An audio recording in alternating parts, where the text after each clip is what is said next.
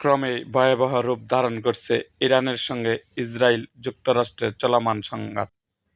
৮ দিন পেরিয়ে গেলেও যুদ্ধ থামার কোনো লক্ষণ তো দেখা যাচ্ছে না, বরং হামলার মাত্রা বাড়িয়েছে দুই পক্ষই। ইরানকে নিঃশর্ত আত্মসমর্পণের আহ্বান জানিয়ে প্রত্যাখ্যাত হওয়ার পরও আরও অগ্রসর হয়ে উঠেছে মার্কিন প্রেসিডেন্ট ডোনাল্ড ট্রাম্প।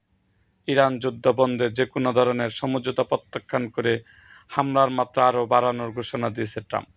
সেই সঙ্গে স্পষ্ট ভাষায় এবার ইরানের সম্ভাব্য সব নেতাকে হত্যার হুমকি দিয়ে বসেছেন ট্রাম্প।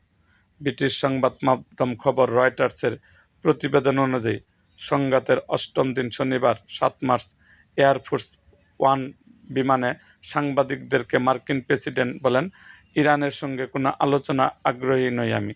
যুদ্ধ তখনই শেষ হতে পারে যখন তেহরান আর কার্যকর কোনো সেনাবাহিনী থাকবে না বা ক্ষমতার কোনো নেতৃত্ব অবশিষ্ট থাকবে না। তিনি বলেন, যদি ইরানের সম্ভাব্য সব নেতা নিহত হন এবং দেশটির সামরিক শক্তি ধ্বংস হয়ে যায় তাহলে আলোচনার প্রশ্নই আর থাকবে না। ট্রাম্প আরও বলেন, একসময় এমন হতে পারে যে আমরা আত্মসমর্পণ করছি, এটা বলার মতো কেউ আর বেঁচে থাকবে না। এর আগে সোশ্যাল মিডিয়ায় একটি পোস্টে ইরানকে নিঃশর্ত আত্মসমর্পণের আহ্বান জানান মার্কিন প্রেসিডেন্ট। সেই সঙ্গে ট্রাম্প জানান, ইরানের পরবর্তী নেতা নির্বাচনের সঙ্গে তিনি যুক্ত থাকতে চান এবং যুক্তরাষ্ট্রের সঙ্গে আলোচনা না করে নতুন নেতা নির্বাচন করলে মানা হবে না তা। ট্রাম্পের এই ঔদ্ধত্যপূর্ণ বার্তার পরপরই ইরানের প্রেসিডেন্ট ঘোষণা করেন, কখনোই আত্মসমর্পণ করবে না ইরান।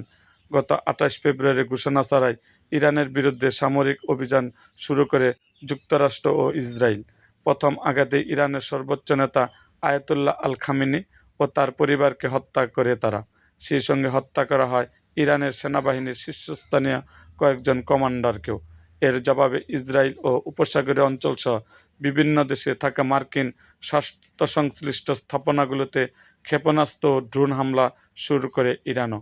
৯ দিন ধরে চলমান এ হামলা পাল্টা হামলা ইতিমধ্যে ভয়ঙ্কর যুদ্ধক্ষেত্রে পরিণত করেছে পুরো মধ্যপ্রাচ্য।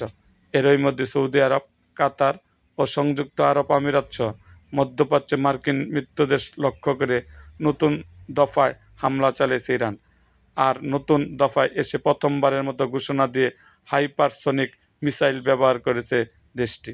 এরকম আরও ভিডিও পেতে আমাদের মুক্তাগাছার ইতিহাস মিডিয়া ইউটিউব চ্যানেলটিকে সাবস্ক্রাইব করুন এবং পাশে থাকা বেল আইকনটি বাজিয়ে দিন।